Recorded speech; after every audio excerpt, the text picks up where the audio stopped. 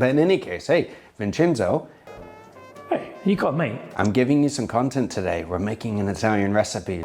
All right, well, here I am reacting to you, so thank you for the content.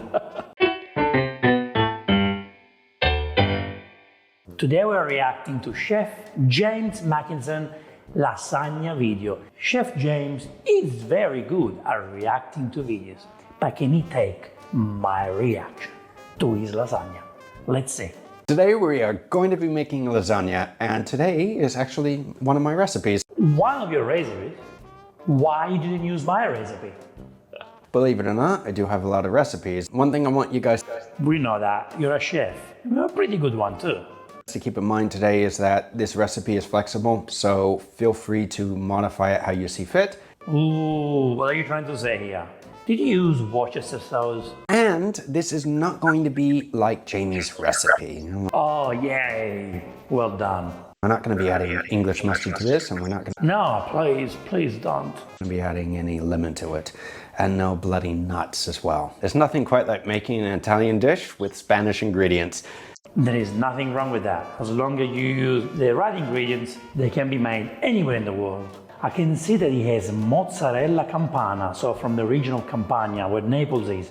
So that must be a very good mozzarella. He's got ricotta in there, as you can see.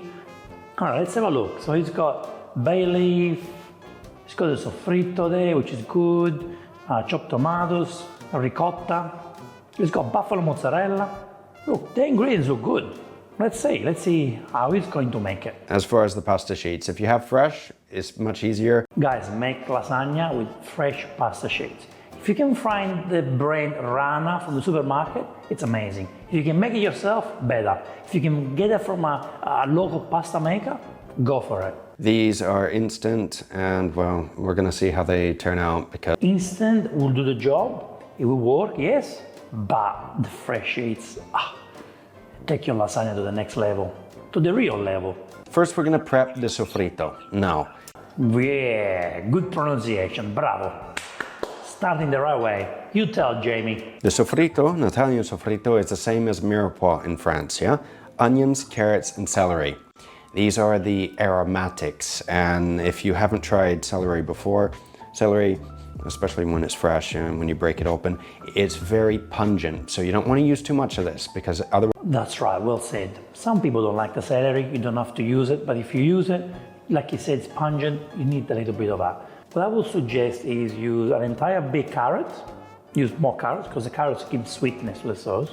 Then you use about a quarter of onion or half an onion the most, and then a celery stick, but no more than that. Even half a celery stick will do the job. We're going to be cutting everything Bernoise, which means very, very, very small dice. And James speaks Spanish, now he speaks Italian, he's got French words. Hey, how many languages do you speak?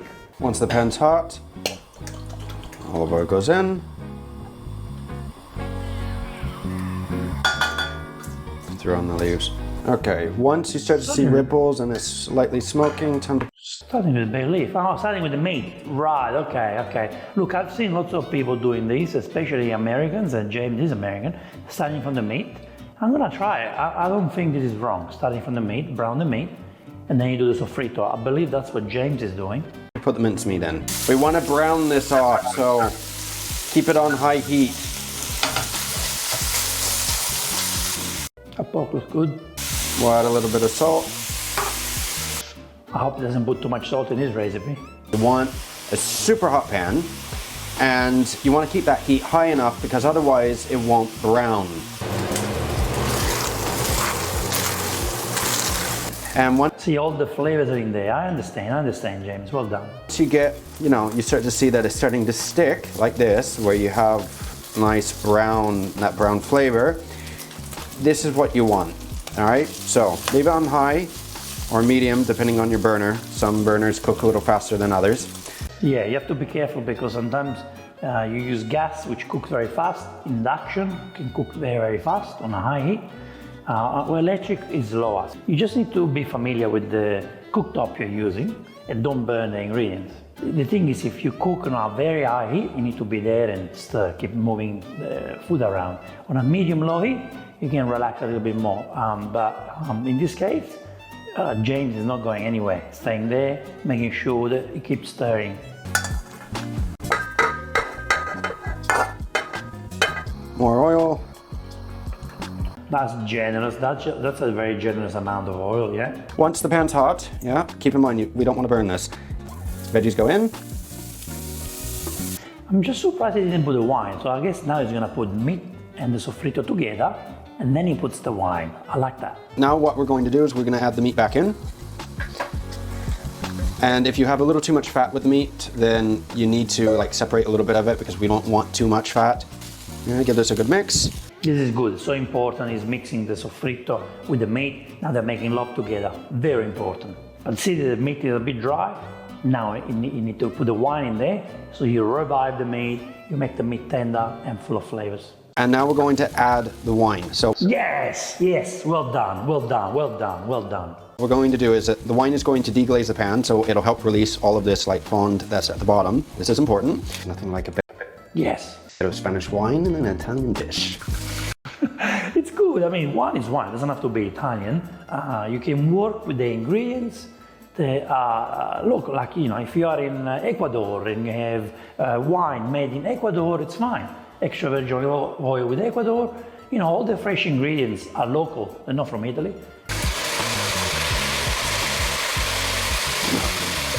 This is gonna make the meat tender.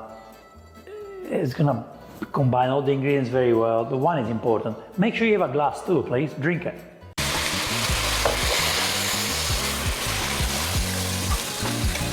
He's been generous too, which I like it. Normally I would say a standard glass of wine would do the job.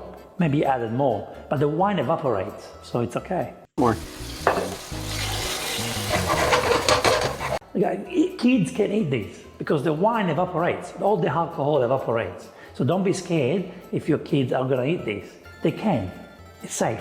So once the wine has reduced at least by half, and as you can see here, the meat has actually absorbed the wine, we're going to add the tomato sauce in. Okay, I don't know why I didn't put all at once, but okay. So, Okay. All right, that must be his choice. so normally when you make bolognese, you don't want it like super wet. Bolognese. It's like super wet, the sauce. You want it more of a meaty sauce. And That's right, bravo. Well, that's right. You don't want the wet sauce, you want meat. It's a meat sauce. the consistency right now is okay. We want it a little It is good. wet. Why? Because the pasta sheets, they need to absorb extra liquid, and we don't want it to dry out in the oven. That's right. I mean, you have to cook this for 4 hours too. So, you know, you don't want it to be too dry from now. So the consistency more or less right now is pretty good. But what's going to happen? This needs to cook for a good, 30 minutes, 45 minutes or more. You want to bring it up to high heat, bring it up to a boil, drop it down to low heat, and then what we're going to do is we're going to add the top to it. Look, he's making lasagna, I forgot. I was thinking he's making bolognese. It's a bolognese done in half an hour, 1 hour for lasagna. If you can make a bolognese sauce properly, a big batch, do 4 hours cooking, what you can do, you can use some today and the rest you freeze it and you take it out whenever you need it. So I know he's making this today for the bolognese, showing you, but if you can make this and cook it for 4 hours, the next time you make lasagna, you defrost it, then you're gonna have a fantastic lasagna. I have two types of ricotta. This one's from Mercadona, this one's from Italy. One from Mercadona. Interesting, two different types of ricotta. What are you gonna do with ricotta? So I guess the ricotta is replacing the bechamel. I usually put bechamel, a nice bechamel sauce in my lasagna, even though it's originally French. Bechamel is very popular in Italian dishes, like lasagna. One from Italy. A ver qué tal. That has a lot more flavor. Also, the consistency is much smoother. The one from Mercadona has like a very rough texture, if you can see this. The tomato sauce has reduced. Actually, that looks beautiful. That looks really, really good. And I put bay leaf in there. I did see it. It looks good. All the flavors that we have been cooking have concentrated. When you swipe it like this, if you can see that it's dry on the bottom, which it is, it's a little firm, this is good. It's good, it's very good. You may need to add a little bit of water to this, just so we have more sauce to use when we're... I know it sounds weird, but trust me, adding a little bit of milk, full cream milk, it combines the ingredient more, gives you a different color, and I think it's slightly better than water. Water is fine. Water is completely fine. Milk, full cream milk, would be the best, I think. So for the mozzarella di bufala, since it is a fresh cheese, He's using a very good mozzarella, guys. Like it's normally I use normal mozzarella, but this is buffalo mozzarella, so this is gonna be even more delicious. it can be extremely wet. And if it's a little That's right. It's very creamy. too wet, what you may want to do is to literally cut it in half or smaller pieces and just try to Such a chef. dry it off a little bit, because we don't want too much water. And we don't want to make this super, super, super wet. That's the buffalo milk that comes out, and it could make your lasagna more wet. Yeah, so he's doing a very good job. We want to add a little bit of sauce to this. You can add just a little bit of tomato sauce if you want, but since I don't have any Yes, I believe it's a good idea. Wow, bravo. extra, I'm going to add a little bit of bolognese. Yeah, but just a little bit. You need to add sauce to the bottom, because otherwise You do. it's going to be too dry.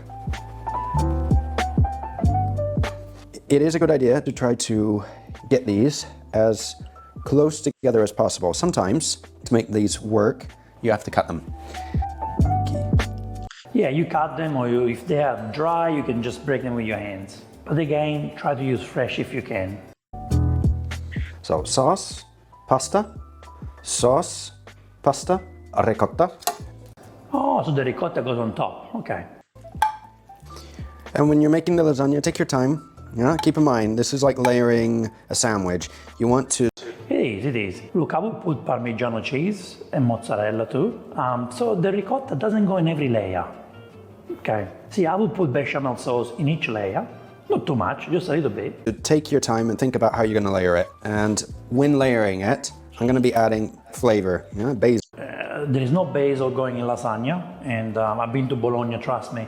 There is no basil in lasagna, and it's delicious. Guys in Bologna had some of the best lasagnas ever.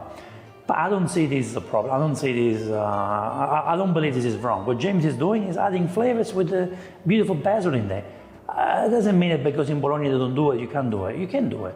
That's actually a nice touch. Me personally, I'm not gonna put basil in my lasagna. I don't see why not.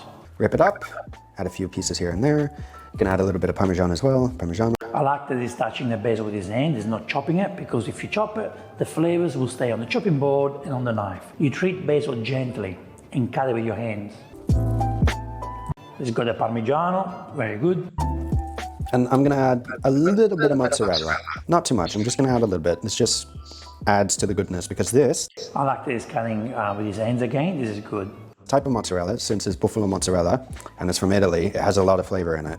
And Yeah, a lot of flavors. It's salty, it's rich in flavors, yeah. mozzarella is a good melting cheese. So if you want that gooiness when you go into cutting it, be sure to add a lot. I'm gonna put the ricotta in the middle. Right, okay, so another first layer, middle layer, you have ricotta, okay? Now, since we did add egg to the ricotta, not much. It is gonna puff up a little bit. Oh, so there's no tomato, right, okay. Look, I never use ricotta in my lasagna, so okay. I believe Sicilians and some people in Calabria as well, I think they use ricotta in the lasagna, so it's not completely wrong. It's not traditional from Bologna, but I know that Sicilians do, and that's the way they make lasagna.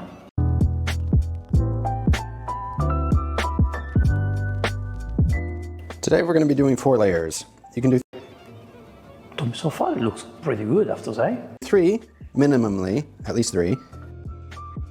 This is why you need to make extra, because if you have this little gap here, That's right, because the bottom layer is, see, 4 was enough, but as you get to the top, it's kind of expanding, like you need more to fill the top, if you know what I mean. Because the dish is like narrow at the bottom and then expands, gets wider, so you always need more, okay? So in this case, you should have enough, but always good to buy an extra packet. It's cheap to buy pasta sheets, okay? that little piece. Rest of the bolognese on top. Right, so once you have everything on top, we're gonna add a little more basil to this. What I've learned over the years, and trust me, you do whatever you want, but trust me, have a basil tomato sauce, okay, that you already have, and cover the top layer with that, not with the ragu, not with the bolognese. because the meat now will kind of dry up a little bit. And so I just make a basil tomato sauce, very plain, very simple. Or you can even just use passata if you want to be lazy, just use passata. And then you cover the tray, the dish, the casserole in bacon. The reason why is because I don't want to dry the meat on top. This is just me. I've found this technique very useful. James is doing a great job. James is doing what most people do, what chefs do, what people in Italy do too. Nothing wrong with that. But my advice is use a basil sauce for the top layer. Or a passata if you want to be lazy, yes. Cover the lasagna and put it in the oven. Then after about 25 minutes, you take it out, remove the foil, put pecorino cheese or Parmesan cheese on top. In this case, you can also add mozzarella. Back in the oven and melt that cheese for about 10 minutes. Now you can add the basil at the end stage when making the bolognese. Yeah, you could do that. Probably better, but if you like it, James, it's fine. But I prefer to add it like this. You also have the leaves, you can see it, it's fresh, you can distribute it more evenly as well. Just make sure that you cover it with cheese because otherwise it will... Yes, well said, well said, well said, well said. So you cover the basil with the cheese so the basil doesn't burn. So important, it's such an important detail. He said it, he cares about details. It's very, very important. Even though I might not agree in adding cheese and basil right now, but what he just said, amazing, amazing, amazing, amazing. So he's taking his time, he's covering every single piece of basil. So good, well done. We're not going to Very cheesy, and what he's doing is great.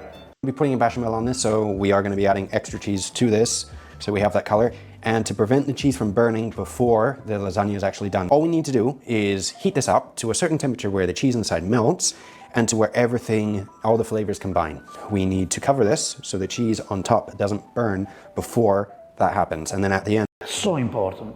we can raise the temperature in the oven higher, put it on broil, and then get a nice golden brown color with the cheese. A broiler, or as we call it in Australia, the grill, top of the oven, it's a good choice. But I will probably keep going fan forced because the broiler or the grill can burn the cheese a little bit. But if you like the crust, the crusty, crunchy crust on top of the lasagna, then the grill, the broiler, will do a fantastic job. All right, now we're gonna put this in the oven for about 45 minutes to an hour. Eventually. Yeah, that's pretty good. 45 minutes is very generous. That looks good. That looks pretty good. That looks really, really good. The basil didn't burn. The color is good. Actually, the cheese is good. I will just do 10 minutes to make it the top part a little bit crusty, which I like it. Otherwise, it looks like it's ready to make.